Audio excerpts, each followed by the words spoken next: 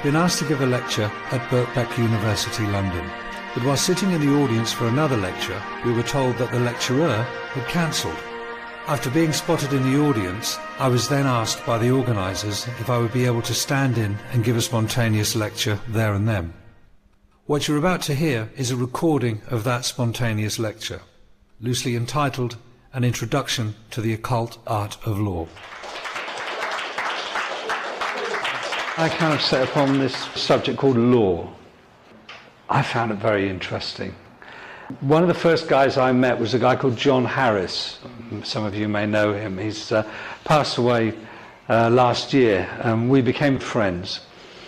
It was only through knowing him and doing a lot of research that I realized just how much hold law has over us and our lives and the way we think and the assumptions we make. There's a whole different language. It's known as legalese. It sounds like English, but it isn't. It's got very specific, well-defined meanings, which is why it takes so long to get a legal qualification. And I guess I better start at the beginning. On one side you've got law, and on the other side you've got legal. And they're two entirely different things. Never the twain shall meet, really. To make it quite simple, all acts, statutes, instruments, and what is legal is not law. It's only given the force of law if you consent. Okay? So that just goes on to one side. Legislation are the rules of a corporation, whereas law is kind of natural. It's something you're born with. It's like, as a child, most of us know the difference between right and wrong. It's one of those reasons why I guess they don't want to teach law in school, because children already know the difference between right and wrong. I mean, if you were going to be taught what law was, then you'd know the difference between right and wrong, and you'd be able to see through the kind of society we're living in now. So there are good reasons why they don't want to teach you law from a very young age. Believe it or not, we used to have a culture that did teach law at a very young age, but that was, quite a few thousand years ago now, and you've got to do quite a serious bit of digging to find that. So law is what we have. The last vestiges of that are what's known as common law. And if you ask a lawyer what law is, he'll probably say, well, law is law. But law is basically rules, maxims, bars that have remained uncontested over time. All right, that's the important bit. They've been uncontested over time. So what we have now, let's go through some of these words, and I'll translate them into English, and then you can see how profound their meaning really is. If we take the first one, the first word is registration. We're told to register so many times. We buy a piece of software, it's not going to work until we register it. Our car's registered, our children are registered, all kinds of things we're registered. This word, we're letting somebody know that we exist or something when we register to vote. What does it mean in legal terms? It's a very specific meaning. When you register something, you are giving away whatever you are registering to whoever you're registering it with. Let that sink in, because it's really profound.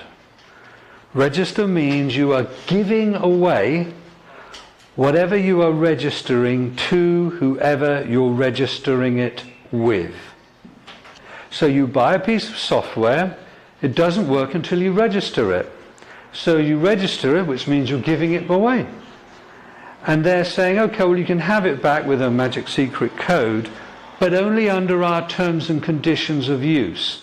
What we'll do is we'll grant you a license. And if you're in breach of that license, then there's consequences for that. Sounds bizarre, isn't it? You buy something, you think, well, that's mine. I'll buy that. It's mine, it's fine. No, in order to read it, you've got to give it back. But I've already paid for it. And when you read it, there are terms and conditions applied to how you read it, and maybe what information you divulge from what you've read. So you can see it's a way of tying you up. But let's go on a bit further. Let's look at this word application. It's one of those things we do a lot. To get a job. Application.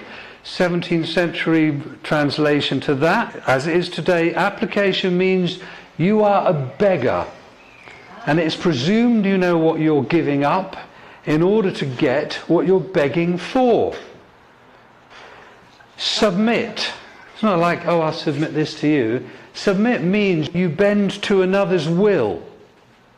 So if you submit an application to register, what you've done in terms of legal is you've given up all your rights voluntarily. Because remember, there's laws against slavery, but there isn't any law against voluntary slavery. We've been deceived, and it is a deception. It's an immaculate deception, really, when you start getting to the bottom of it. But let's go to the next bottom line here. What else do you register? Well, you register your birth, don't you? Your birth is registered, and you get a certificate. And if you look at that certificate, and it's an incredible document, really, when you start reading it with legal eyes, you just think, oh, it's got the mother's name in it. It hasn't got the mother's name. It says informant. And on the back of it, remember, it's got the Crown Corporation logo on it. By the way, the Crown is a corporation. It's not the Queen. On the back of it, it says, this is not proof of identity. Well, you think how many documents are derived from that birth certificate? Your driving license, your passport, your NHS thing, all of it comes from it. So if it's not proof of identification, what does it mean legally? So you're kind of left with this conundrum. I've registered my birth, I've got this bond back. Bond. Bond is an abbreviated word. Where do you think the word bond comes from? It's really obvious. It comes from bondage. You've been registered. When you register something, you give something away. You've been given into bondage to the Crown Corporation. This is legally what it means. If you're given into bondage to the Crown Corporation, and we can prove it because there's a certificate that says that's the case, what does that mean? What's the bottom line here? Well, I'll go back to a little bit of history now. I haven't got anything behind me. But those of you who used to play Monopoly probably can remember that a pound sign used to kind of be like this, and it had two lines through it. Remember that? Yeah. And the dollar sign had kind of like this S, and it had two lines through it. So it had two lines through it. Now, the pound used to be called sterling. It was called sterling for a reason, and it was based on silver. And of course, in America, the dollar had the same two lines through it, and it was all the silver dollar. That's what it was. But in 1929, the banks owned everything. They owned absolutely everything because of a thing called the Wall Street crash, which they brought about into existence. And then they also changed things. They changed the pound sign so it had one line through it, and the dollar sign so it had one line. So they removed one line. Well, if the banks owned everything, the money in circulation then has a different value. There's something else backing it. If silver isn't backing it anymore, what is backing it? And around about the same time in 1933, a guy called Colonel House, who worked for the Rothschilds banking cartel, among other people, came up with this idea of registration. And he's quoted as saying, not 1 in a million people will work this out. Because they had to, if the banks own everything, then the country's bankrupt. They have to find a way of carrying on business and commerce, don't they? So they need something else that's backing that currency. The way that it works, and I'll give you a process, because I'm a shrink as well, but I'll give you a process. We deal with things in terms of process, because you can get lost in content, which is the detail of things. So if I was, say, for example, a dairy farmer. Now, I'm a dairy farmer, and the bank says, sorry, Alan, we've lent you all the money we can, we're going to foreclose on you, you're bankrupt. But good news is we'll keep you on as a manager, seeing as you know a bit about what you're doing. So we now own your farm, and you now work for us. But what we'll do is for every calf that's born, we'll extend you credit based on the milk and cheese and meat that it's going to produce in its lifetime. You register that calf with us, and we'll extend you credit based on the milk and cheese and meat it's going to produce in its lifetime. Well, you are the cattle. You are those courts, because when your births were registered, money, it's called a fiat currency, is put into circulation, and it's based on the wealth that you can create in your lifetime, your labour. That's basically what it is. I tend to look at that term as your sweat equity. So that's what backs currency. It's a promissory note. A promissory note is a negotiable instrument. Banks deal in negotiable instruments. It gets worse, believe you me, it gets worse. And I'm probably going a little bit too far, but I guess the point of this talk is to hopefully stimulate you guys to do your own research. So if I can throw enough stuff at you and go, what that guy said can't be true, it can't possibly be true, I'd say, I'll welcome you. Do your own research and find this out for yourself, because the more people that know this, how we're caught in this situation, the more people that have the knowledge about it, the easier it will be for us to get out of this trap. It does get worse. It gets much worse, actually, when you look at it. For example, there's a thing that goes along with the birth certificate. A bond is created, obviously, a contract, and that's worth money. The original title of this talk was going to be The Occult Significance of Law, because most people don't think there is anything occult about law at all. And those that would do any research would go, oh, that's absolute rubbish, Alan, that can't possibly, that I'll totally reject that. And by rejecting it, lose the opportunity to begin to comprehend what's really going on. Because there is a very strong occult aspect to law. And the reason they dress the way they do, and the terminology and the language that they use as well. In fact, it's very much an occult art. It is, in fact, the occult art of law. To be a member of the Bar Association goes back to Venice, the Venetians, which isn't a million miles away phonetically from the Phoenicians, who were kind of a race of pirates around the Mediterranean as well. And we have our laws are broken down into different forms of laws, and one of them is called the law of the sea, and one of them in the British Empire was known as Admiralty law as well. So it's very much the law of the sea. The law of business, the law of commerce, the law of money, the law of trading. Trading in slaves, trading in bales and bonds and surety. In fact, the word courtio, which is where we derive the word court from in Roman times, means to deal in bonds and surety. If you wanted justice, you'd go to the Basilica. That's where you would get justice. Not a court. Court just deals in bales and bonds. The bench is a place, if I'm a king and I own a marketplace, I've got my guys who are on my firm there, they've got a bench and they settle the disputes in the marketplace, in the bonds and the sureties, what goes on there. If someone sold something, it's been underweight, then my guys come in and they decide what to do. And if you want to trade in that marketplace, you sign a contract. You have to be allowed, you get a license to trade. Remember I say you register, something's given to you, it's taken back to you. There are now terms and conditions. If you want to trade, you have to register your business. You have to give it all away, and it all comes under one heading, one big pyramid under the top of it, the Crown Corporation. They own it all the businesses, the whole thing, they own it all. It's registered to them. They decide what goes on. They own the money that you have. You think, this is my money in my pocket. It isn't. It's a promissory note.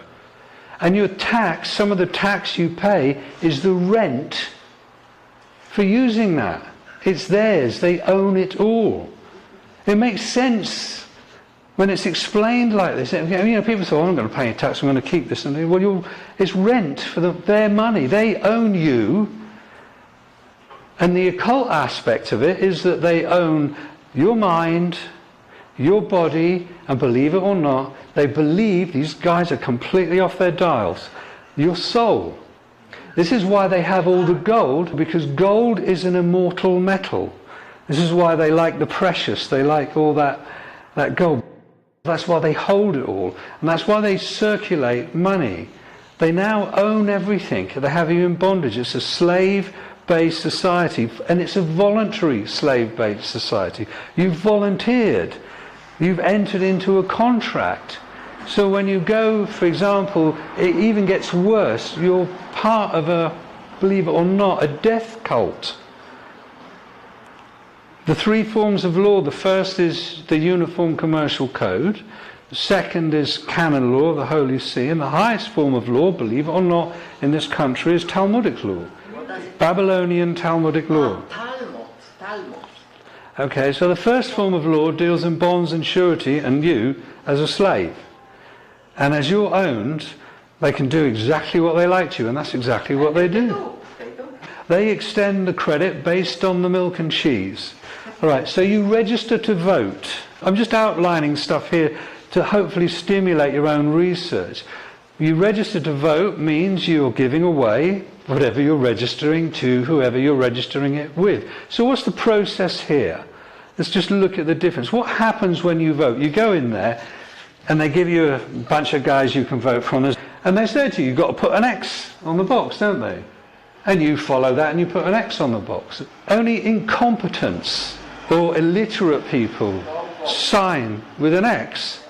And what you do when you register to vote, you say, I'm giving up my responsibility.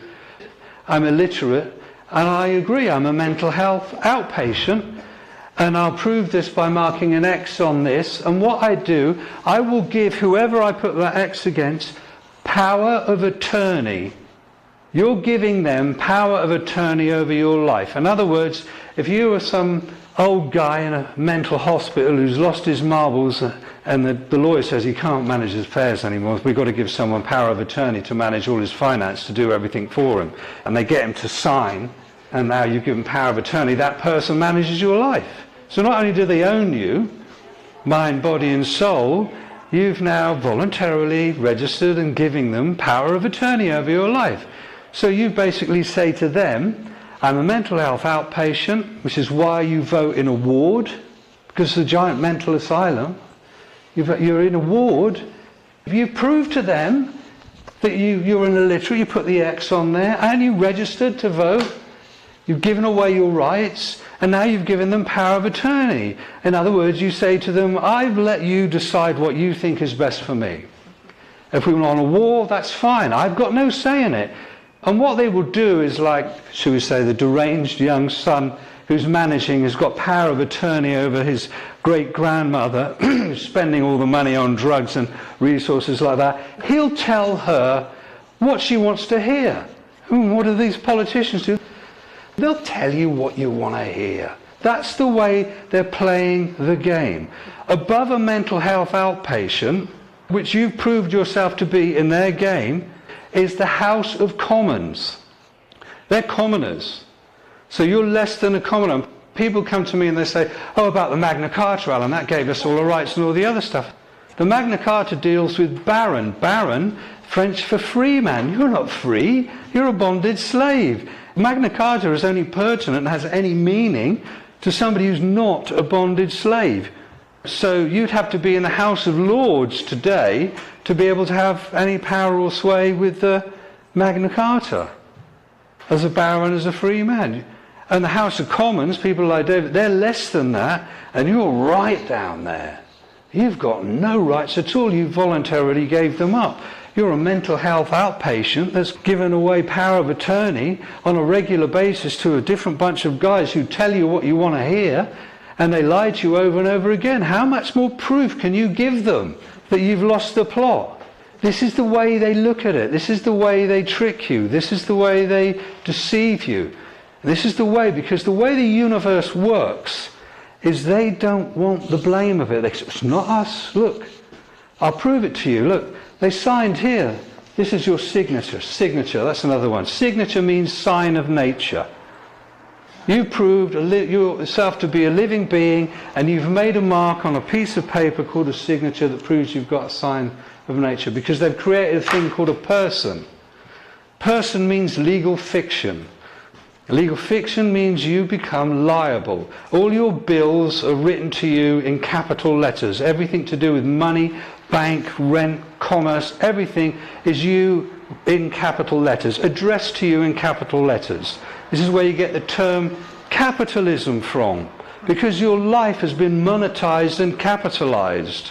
As a bonded slave, you are what back that currency, and you've given them power of attorney. You've given them power. You can moan, you can whinge all you like, but they'll just say no to the universe in their magical system. Sorry, but it's not on us. You signed, that's your signature, isn't it?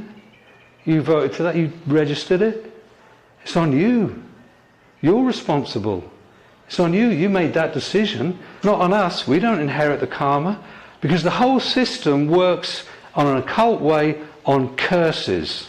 It's an old curse system that goes back 5,000 years. It's dark magic. It's based on curses. It's based on sacrificing. It's based on blood sacrifice and all that stuff. Cursing, that's what it is. What do you think that money is? It's a curse based on your life that's been taken from you. You've been hoodwinked out of it. I mean, hoodwinked, that's a 33 and a third degree Mason maybe will tell you, but you've been hoodwinked. And they're lifting the veil, and they say, what I'm telling you is part of that process. How do you think these guys get away with stuff? If I say to you, what's your name, and you give me your name, you've basically said in legalese, oh, I'll contract with you, and I'm a bonded slave, I don't have any rights. I gave them up. But if you want to think on your feet, and I'm a police officer, and I say, what's your name? And you say, what makes you think I have such a thing?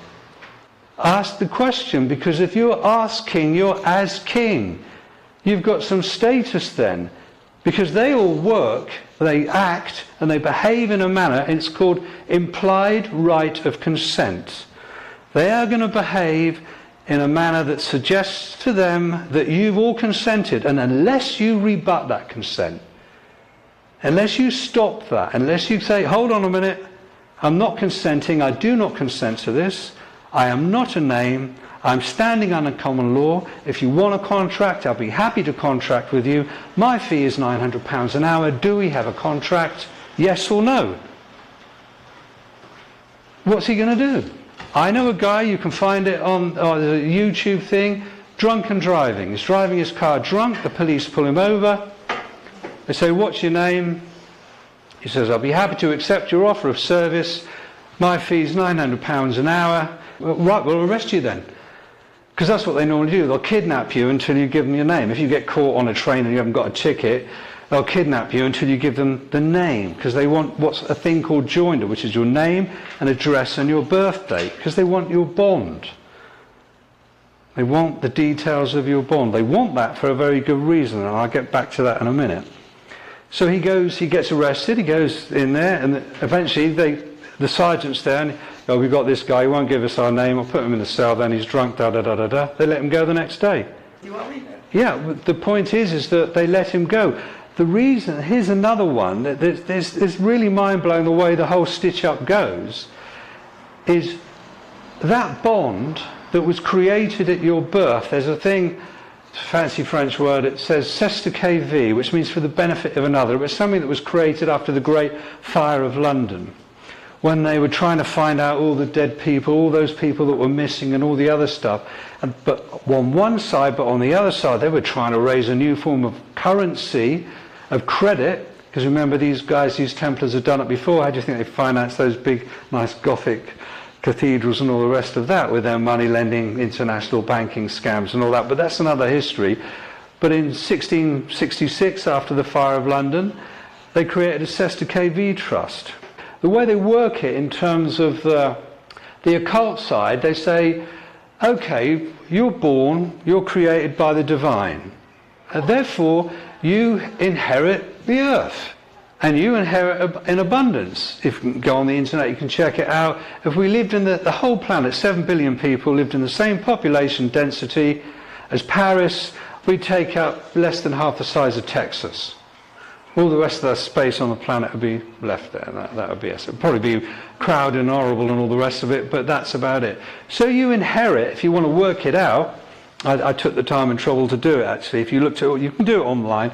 Work out all the nice, arable, usable land, not the desert this guy was trying to claim, but that's there now, divided by 7 billion people. Each one individual gets 4 areas the size of Twickenham rugby field. All right, and that's good. That's your birthright. Something you can build a house. Exactly. That's 4 Twickenham-sized bits of dirt. That's your birthright. But of course, your mother registered you, so they take that asset, don't they, off you? That's your birthright. It's taken from you straight away. But what they do is they monetize it because they monetize you and that asset. And that asset is supposedly, from some researchers, I can't confirm it, but I know there's one lady that came here, she actually managed to find it, around about £2 million. So you've got an account that you don't know anything about that's worth about £2 million in today's money. And what happens is this.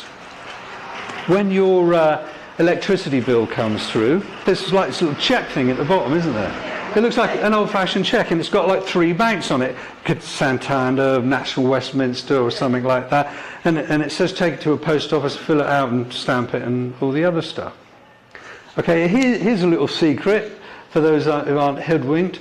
Every debt that you incur with a corporation is zeroed or settled, because remember, it's not real money, it's credit, in 90 days. So any registered company that have got joinder, your name and address and your birthday, can apply to the Crown and settle that debt. And what they do, and this is what's financing the corporate takeover of the planet, is they get their bills paid for twice. They get it paid by the corporation, because corporations can print their own promissory notes or bills of exchange and negotiable instruments. But what they do is they get it from the second way of funding, which is the money they put into circulation, which is your sweat equity.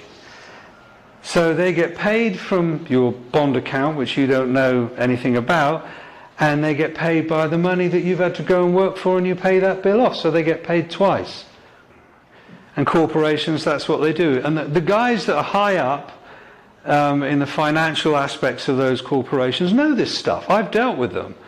You know, and you can play this stuff. You can say to the council tax or whatever it is, that's already been paid. It's 90 days. It's outstanding. It's been done. Prove to me that it wasn't. It hasn't been paid for. And they can't. Because what they're doing is they're technically committing a fraud.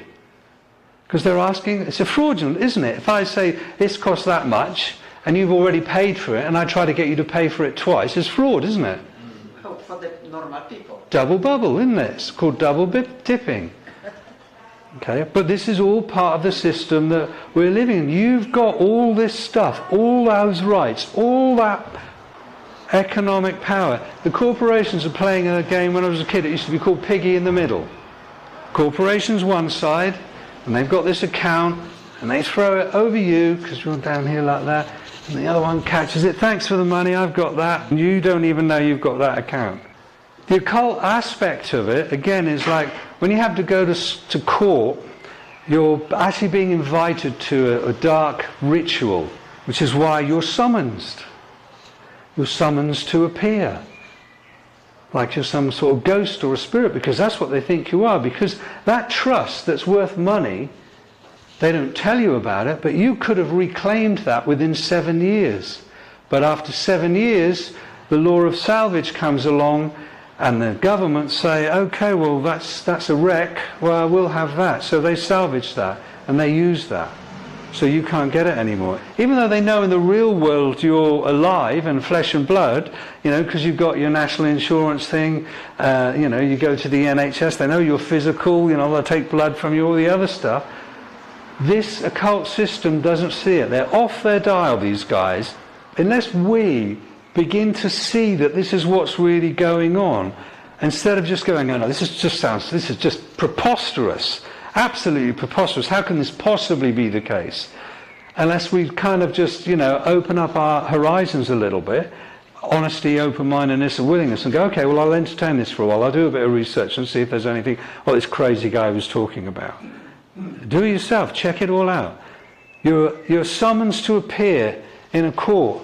Why are you summoned? Because as far as they're concerned, you didn't collect that account within 7 years. So there, you're presumed dead. So if there's any liability, then they have to summon you, because that's what you are. You're a spirit. I know it sounds absolutely barking, raving mad, doesn't it? But this is the way they do it. Because the way these guys work is, and they've had many, many years to do this, they know if they can control your mind, then your body will follow. And they will use all manner of things. Just round the corner from here, there's a thing called the Tavistock Institute. Those of you that do a bit of research or do a bit of shrinky stuff like me, no, it really does some good work, but it's got some extremely dark aspects to it.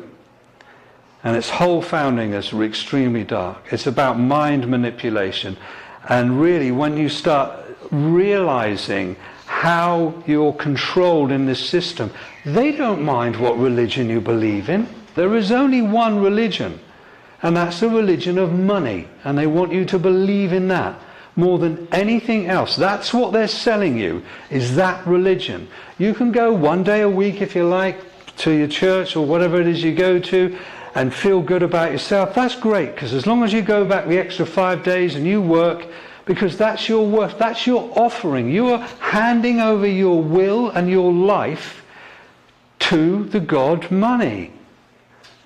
And for those people who don't know it yet, the word mortgage comes from la mort, death grip. Death grip, that's where it comes from. You buy one house, you have to 6. By the time you pay the last installment, your life is finished. Since you brought up the mortgage thing, say you decide you're going to buy a house in London, so you need £1 million at least, won't you, to buy a house in London. So you go in there, you go to the bank, and the bankers are the high priests of Baal. That's right, yeah. All right, God money. They're the high priests. And they sit you down and go, oh, you want to borrow some money? Well, the first thing they want to know is they're putting a scam on you is, what's your sweat equity worth? What do you earn as a slave? How much are you worth as a slave? That's it, first question. So the first thing they do is they'll say, okay, we'll get you to sign this. And what they do is they get you to sign, remember, sign of nature, a promissory note. And they've got your name and they've got your address. So they take that promissory note and they put it in an account and they, out of thin air, create £1 million. They always do it double dealing, double bookkeeping. They've got your bond that you don't know you have, and they've got all your details. So if you die, that's okay. That exists. It's got currency. And then they'll talk you into an insurance policy. It's called a life insurance policy. That's the one they'll like as well. So you go into the bank, and your signature has created £1 million. Okay? Right? So in effect, you've actually already bought the house. Right, but then what they do is they talk you into paying another £1 million, which they call the principal. They deceive you by saying that we're lending you this £1 million. So you've gone into the bank as a sovereign, created, living being, soul, flesh, blood, inheritance and everything. Your signature's created £1 million. They've got an undertaking from you now to work for the rest of your life to create another £1 million, and they're going to charge you interest on that as well. So you've created £2 million plus whatever interest they want to put on the top of that. What have the bank risked? A big fat zero. But then that's the religion, isn't it? Because they get you to go out there. You are handing over something of value on a daily basis. When you clock in or you go to work, you're giving the most valuable thing that you've got, your time, your life. That's you paying homage to their God. Okay, you can go one day a week somewhere else and believe that you're doing something else, but physically in your reality, you've got no choice. You're in bondage. You want to talk about freedom? Tell me how long you're going to last without money in your pocket, and then you see how much freedom you got. That's the reality. That belief is so powerful. I mean, if you were to get £100,000 in used notes and just throw it on any street, Trafalgar Square or somewhere like that, you'd see complete insanity. You'd see total violence breaking out. I've worked in rehabs. I specialised in the treatment of addictive clients, you know, drug addicts, alcoholics. And their parents would come in and they would say to me, well, he's done detox, he's done his cold turkey, surely those cravings are gone. You know, he's not physically addicted to it anymore. I said, oh, no. And they look at me like this. I said, no, it's the psychological addiction's the most important thing. I said, they're addicted to a mood and mind-altering substance. And they said, well, we don't understand, you know, as long as he doesn't drink anymore, as long as he doesn't do any more heroin, he'll be fine. You know, that's what changes his mood and his mind. And I say, okay, here's a table. I'll put a wee baggie of smack, some brown on the corner there, bit of coke, bit of marijuana, bit of nice grass, nice sticky bud, say, something like that would be nice. Some bottles of Moet Chandon, eh? Some Nuit Saint-Georges, a few bottles of Rioja, or if you want, a couple of tins of Tennant's, or special brew. What would you like? And they go, oh no, we're not really interested in anything. I said, I'll tell you what, I'll put £5 in used 20s. Oh, that would be nice. How would that make you feel? And they go, oh yeah, that makes me feel great. I said, okay, all these other substances, if you imbibe them, there's a chemical reason that's going to change your mood and your mind. But you're telling me this printed paper is going to make you happy? Is going to change your mood and your mind? Watch them on the game shows when they win something. Watch them with the gambling. Watch them.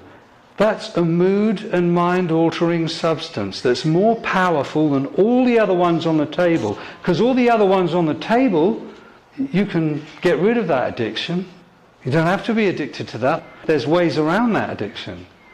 But that other addiction, that psychological addiction, you try getting along without that one.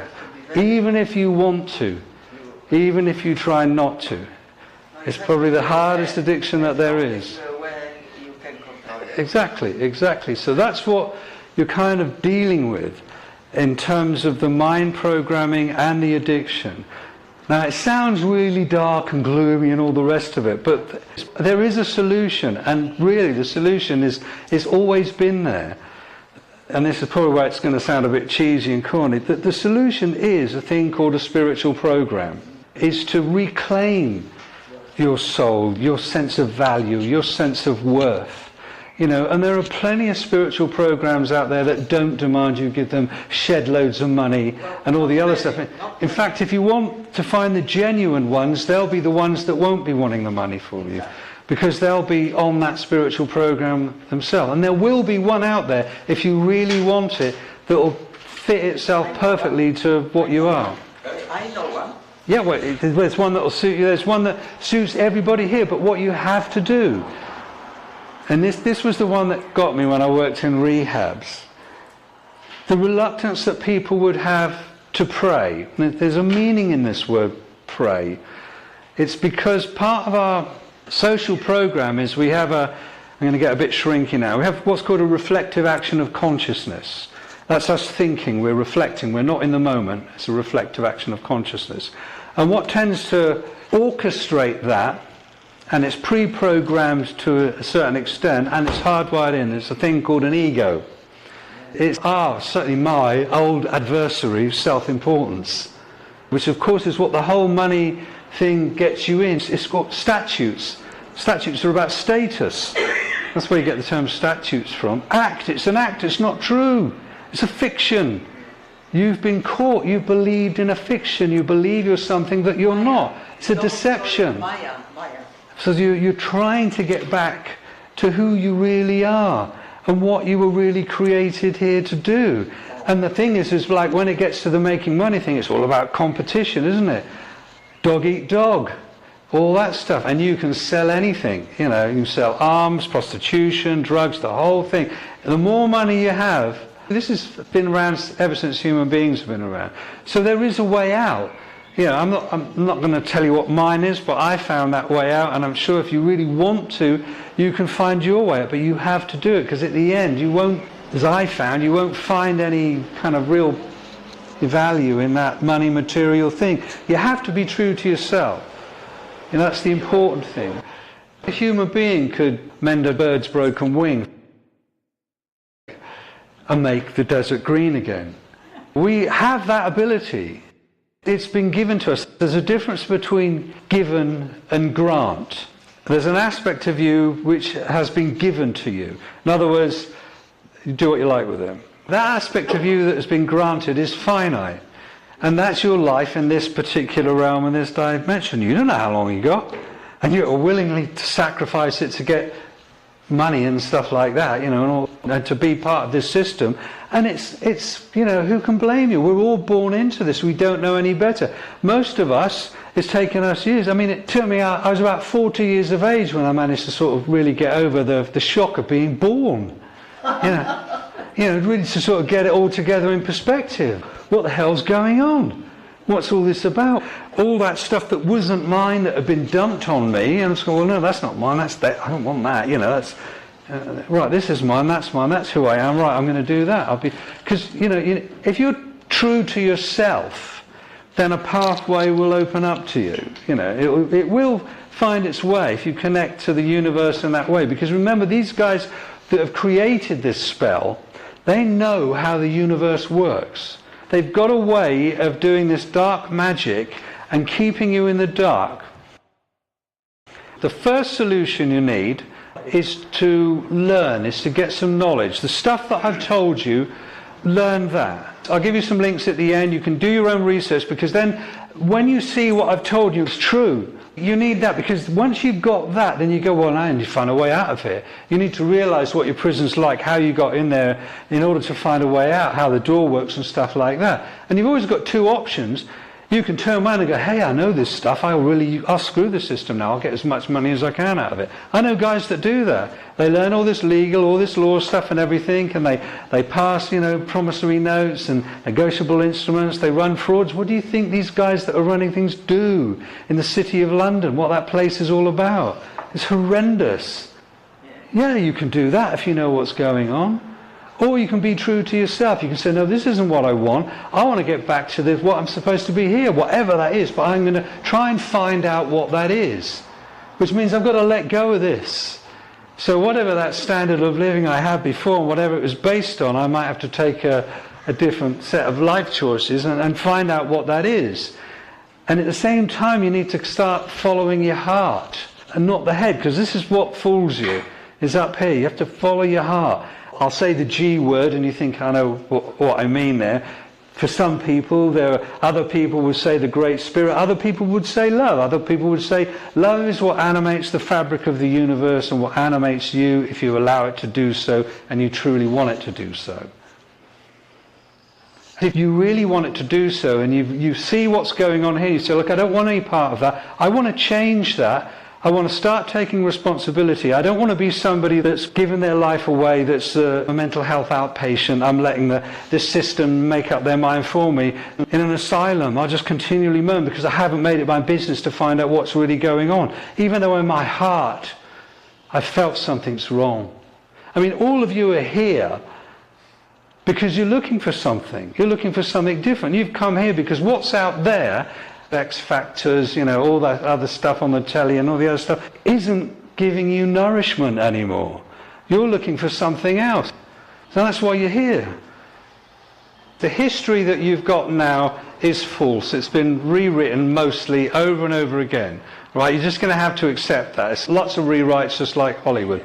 But there was a time when there was true law of love, and there were teachers that came and taught that. And they said very clearly what was going to happen and what was likely to happen if humanity didn't change. If you kept following the moneylenders, the slave traders, with their false religions and all that kind of stuff, where it was going to go. What you have is basically this. And this goes back to a very old story. And some of you might find this uncomfortable, some of you may not, or some of you may agree. But as far as my researchers can work out, we are genetically created vehicles. We have these genetically created vehicles, and they were created by beings that, shall we say, were fallen, i.e. they didn't have souls. And we were meant to be their slaves. But there was a trick that was paid on them that they hate us for, because it turns out, after they had us being their slaves, being really willing and loving and all the rest of it, they suddenly realised, hold on, these guys have got an aspect of the divine with them. These guys have got a soul. We haven't. And that's why they hate us. And these people, if you want to put it in a psychological term, or these beings, or because I'm not interested, I don't even care if you're a reptilian alien. I'm only interested in one thing. I don't care if you're black, white, yellow, wherever you come from, I'm only interested in one thing, and that's the quality of your consciousness. What is it that's inhabiting the vehicle you're inhabiting? Where's that at? Where does that want to be? Where does that want to go? That's what really matters when you get through all that divisive stuff. That's what's really important. You know, and we really need to just focus simply on that. I met this lovely girl today, young, beautiful, chatty girl. She was Greenpeace. I said to her, "You're selling." Yeah. She said, "No, I'm not. I'm working for Greenpeace. I'm doing something good. The pollution and all the other stuff, the government aren't doing anything, and so we in Greenpeace are doing it." I said, "I bet you feel good about that." She said, "Yeah." I said, "But somewhere along the line, you're going to ask me for a bank account, aren't you?" And she went, "Yeah." I said, "You're selling." I said, "The guys that create this world the way it is with all its pollution are the banksters and the moneylenders. You're working for them. You're selling for them. You're getting work for them. And you're feeling good about it, aren't you? Look how clever they are." Religion, there's two authorities to get law from. One is from the divine, and the other is from the consent of the people. God made us the trustee, and we've got the consent of the people because nobody's arguing with us. Therefore, what we say goes. And if you don't, we can use force to stop you. You don't have to consent. Even Theresa May says we have a police force in this country. We are policed by consent. Let me just go through this very quickly. There's two things to a police constable. That's two things. Police. The term police comes from policy. The policy man is enforcing the policies of the Crown Corporation, of which you are a citizen, which means worker, which means slave, and you've handed your will and your life over to that. Constable is something completely different. A constable has sworn an oath, which means he's in his honour, to prevent a breach of the peace. That's all he's there for. So he's got two roles. Now, if you say to them, "I don't recognise you as a policy enforcement officer, but I do recognise you as a constable, and you will honour your oath." If you refuse to honour your oath, then under common law, you've committed perjury. That's a common law offence. If you swear an oath and you go back on that oath, that's a common law offence. If he insists, after you've rebutted that and said you don't want to do it, and you haven't given a name and address or anything like that, or contracted, and he still insists to fine you, because you can't fine even under English law, you have to have a court de jure, a jury as well, he still does that. He's then committed fraud, which is another common law offence. The maximum penalties for perjuries, I believe, is 25 years, and fraud is 25 years as well. Those are common law offences, and he's sworn an oath to uphold those. So if you go along to the police station and say to the sergeant, "I have not contracted with this guy, the proof that I haven't contracted is he hasn't got my name and address." Do you want to add kidnap to that? Because he's committed perjury, he's attempted to commit fraud. Are you going to kidnap me until I give you something that isn't my property? Because that name isn't my property. In other words, you're asking me to give you something that isn't my property. As a police officer, do you think that's a good thing to do? Well, I'll wind up. My intention was to stimulate you guys to do some research. I hope that's what you've done. Next week we've got a meeting in this room I was again. waiting for this all my life, love. Thank you very much.